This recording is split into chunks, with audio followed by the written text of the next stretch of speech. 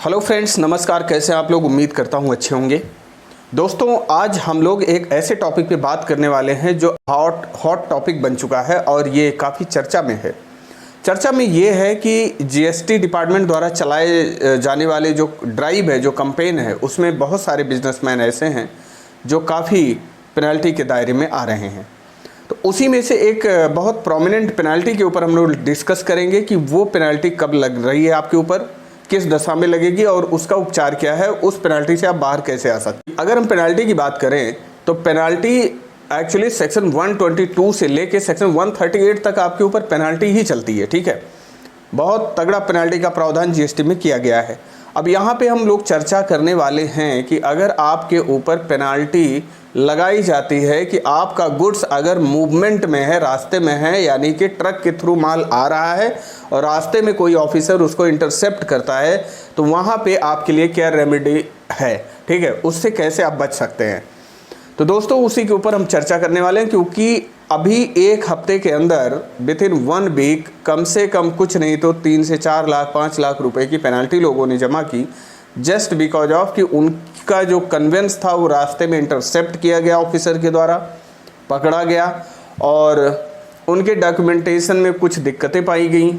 उन दिक्कतों को मद्देनज़र रखते हुए ऑफिसर ने उनके ऊपर पेनल्टी लगा दी। ठीक है, तो यहाँ पे हम बात कर रहे हैं सेक्शन 129 और सेक्शन 130 में लगने वाली पेनल्टी की, जहाँ पे गुड्स का डिटेंशन और सीजर वगैरह किया जाता है। ठीक है, तो एग्जाम्पल के थ्रू चलते हैं ताकि एक लेमैन को भी ये बात समझ में आ जाए। मान लीजिए आपका माल ट्रक में लद गया और रास्ते में जा रहा है। ठीक है, उसका ईबे बिल भी है, इनवाइस भी है, सारे डॉक्यूमेंट्स जो रेलेवेंट है ट्रांजिट के लिए वो सारे आपके पास हैं। लेकिन क्या होता है कि कहीं रास्ते में जाके ऑफिसर उसे इंटरसेप्ट करता है और कहता है कि आपकी इनवाइस में मिस्टेक है, आपके डॉक्यूमेंट्स में दिक्कतें हैं। ठीक है, उसके बेस पर आपके ऊपर सेक्शन 129 की पेनल्टी इम्पोज कर देता है।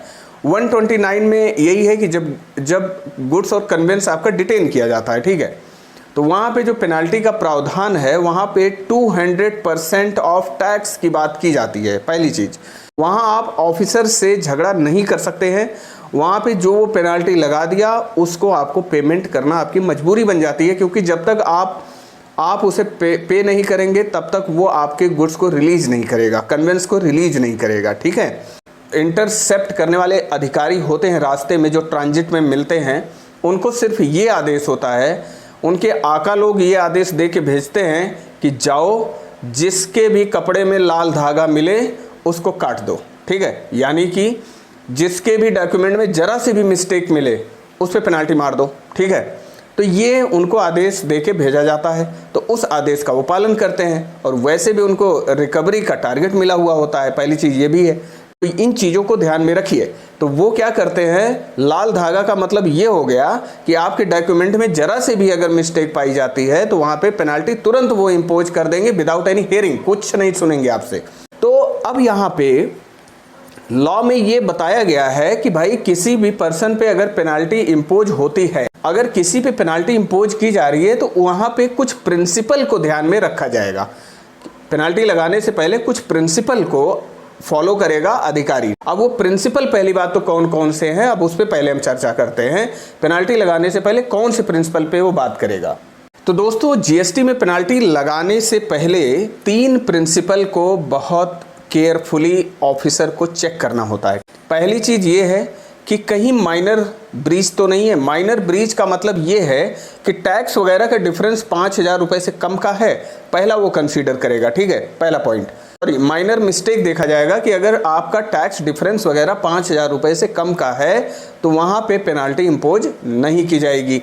अगली चीज़ ये है कि फैक्ट्स एंड सर्कमस्टेंसेस देखे जाएंगे कि ऐसी कौन सी सिचुएशन अराइज हो गई थी कि आपको ऐसा ब्रीच करना पड़ा, यानी कि कानून का उल्लंघन आपको करना पड़ा। अब वो सर्कमस्टेंसेस जेन्युइन होने चाहिए। अगली चीज़ ये है सीवियरिटी ऑफ ब्रीच, कि कानून का कितना भयानक उल्लंघन आपने किया हुआ है। तो अब 3 बातों को यहाँ मद्देनजर रखते हुए अधिकारी आपके ऊपर क्या करेगा, पेनल्टी इम्पोज करेगा। लेकिन अब ये जो रास्ते में डिटेन करते हैं गुड्स, आपके ट्रक को रुकवाए, भाई गड्डी रोको, गड्डी रोको, गाड़ी रोको, वहाँ पे रुकवा के जो पेनल्टी आपके ऊपर इम्पोज कर रहे हैं, वहाँ पे वो लोग इन 3 बातों को नज़रअंदाज कर देते हैं। ठीक है, इससे उनको कोई मतलब नहीं है, सिर्फ आपको पेनाल्टी इम्पोज करवाते हैं, पेनाल्टी का ऑर्डर पास करते हैं ऑनलाइन और पेनाल्टी आपसे कैश लेजर में लेते हैं, उसके बाद वो पेनाल्टी को रिडीम करते हैं। ठीक है, ये कहानी होती है। कैश लेजर में पेनाल्टी को लेने का मतलब आपसे पेमेंट करवाते हैं वो पेनाल्टी का। अब यहाँ पे सोच लो, अगर कोई पर्सन गुड्स लेके आ रहा है, उस पर टैक्स लगा हुआ है 50,000 रुपये का और उसका गुड्स पकड़ा जाता है, बहुत माइनर सी मिस्टेक होती है जो इजीली रेक्टिफेबल है, उसमें कोई दिक्कत वाली बात नहीं है, अपैरेंट ऑन रिकॉर्ड है कि उसे आराम से रेक्टिफाई किया जा सकता है, डिस्पाइट ऑफ दैट उस पर पेनाल्टी इम्पोज हो जाती है। तो अब यहाँ पे क्या होता है कि मान लीजिए 50,000 का टैक्स है तो उसका 200% यानी कि 1 लाख रुपए की पेनाल्टी। ठीक है, तो अब जितना उसने कमाया नहीं उससे ज़्यादा का वो पेनाल्टी भर के वो आएगा, खुशी खुशी एकदम आंसू पोंछते हुए, हंसता हुआ। ठीक है, हंसेगा भी, आंसू भी पोंछेगा। अब यहाँ पे आपके बचाव के क्या क्या तरीके हो सकते हैं उस पर हम चर्चा करेंगे।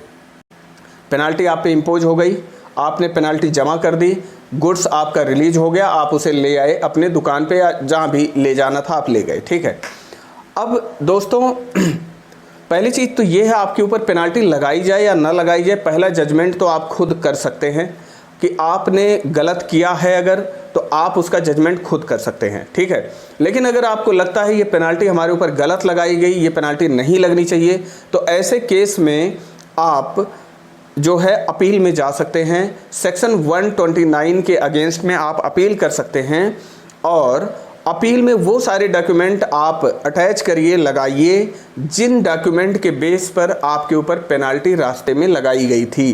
ठीक है, गुड्स जब डिटेन किया गया था ऑफिसर के द्वारा, तो पेनाल्टी का अपील आप करिए और उसमें उस चीज़ का जस्टिफिकेशन दीजिए कि इन सिचुएशन में ऐसे ऐसे माल आया और यहाँ पे हमारे डॉक्यूमेंट में कोई कमी नहीं है या बहुत माइनर मिस्टेक है, अपैरेंट ऑन रिकॉर्ड, जो इजीली रेक्टिफिएबल है, यानी कि आराम से उसे रेक्टिफाई किया जा सकता है। तो ये सारी चीज़ों को प्रूव करते हुए आप अपील करिए, मतलब ये ग्राउंड सारे उसमें मेंशन करिए ग्राउंड ऑफ अपील में। उसके बाद आप अपील करिए, उसकी हियरिंग करिए, उसके बाद देखिए आपका जो पेनाल्टी है मोस्ट प्रोबेबली आपकी वेव हो सकती है, यानी कि ख़त्म हो सकती है। ठीक है, वो पैसा आपको वापस मिल सकता है। तो इस तरीके से आप उसको जो है रिमूव कर सकते हैं। तो दोस्तों आपको मैं बता दूं, आज की डेट में ये बहुत बड़ा एक मुद्दा यहाँ पे है। जीएसटी ऑफिसर्स रास्ते रास्ते में खड़े रहते हैं और वो आपके कन्वेंस को डिटेन करते हैं, आपके गुड्स को डिटेन करते हैं, इंटरसेप्ट करते हैं और वहाँ पे ज़रा से भी मिस्टेक पे आपके ऊपर पेनाल्टी लगा देते हैं, जो बहुत हैवी पेनाल्टी होती है। वो सारे आम लोगों की बस की बात नहीं होती सफ़र करना। ठीक, ऐसे केस से बचने के लिए पेनाल्टी तो आपको तुरंत वहाँ पे जमा करना पड़ेगा, लेकिन उसके बाद पहला जजमेंट आप करिए कि गलत थे कि नहीं। अगर नहीं है गलत तो आप पेनाल्टी का जो है अपील फाइल करिए कमिश्नर के पास। ठीक है, अपील उसका करना पड़ेगा आपको। तो अगर अपील नहीं करते हैं तो ये मान लिया जाएगा भाई हाँ आप कल्प्रिट थे, आप गलत थे, आपने जो है लॉ का ब्रीच किया हुआ है, आपने गलती की थी, आप उसे एडमिट कर रहे हैं, इसीलिए तो अपील में नहीं जा रहे हैं। लेकिन अगर आप अपील कर रहे हैं तो इसका मतलब क्या है, आप ऑब्जेक्शन रेज कर रहे हैं, भाई हमारे ऊपर पेनाल्टी गलत लगी हुई है। ठीक है, ऑब्जेक्शन अगर आप रेज करते हैं तो उसकी सुनवाई में अगर ये चीज़ प्रूव हो जाती है, ये जस्टिफाई हो जाता है कि हाँ आपके ऊपर पेनाल्टी जो है वो गलत तरीके से इम्पोज की गई है, तो आपका पेनाल्टी वेव कर दिया जाएगा। तो ये सारे रास्ते हैं। बहुत सारे केसेस हमने अभी 10-15 दिन के अंदर ही देखे हैं, बहुत लोगों की पेनाल्टी जमा की है। अभी रिसेंटली मैं एक अपील भी फाइल करने जा रहा हूँ, एक पेनाल्टी बहुत गलत तरीके से लगाई गई है सप्लायर के ऊपर, तो उस पर मैं अपील भी फाइल करने जा रहा हूँ। अब देखते हैं इसमें क्या होता है। हालांकि बहुत माइनर सा ब्रीच है, बहुत मिस्टेक नहीं है उसमें। ठीक है, तो दोस्तों ये सारे तरीके हैं उसमें जिससे आप बच सकते हैं। तो होपफुली ये वीडियो आपके लिए रिलेवेंट होगी। Thank you very much for watching this video. और ये अपने दोस्तों के साथ भी शेयर करिए ताकि वो भी इससे छुटकारा थोड़ा सा पा सके, थोड़ा सा रिलैक्स उनको मिल सके। बहुत बहुत धन्यवाद वीडियो देखने के लिए।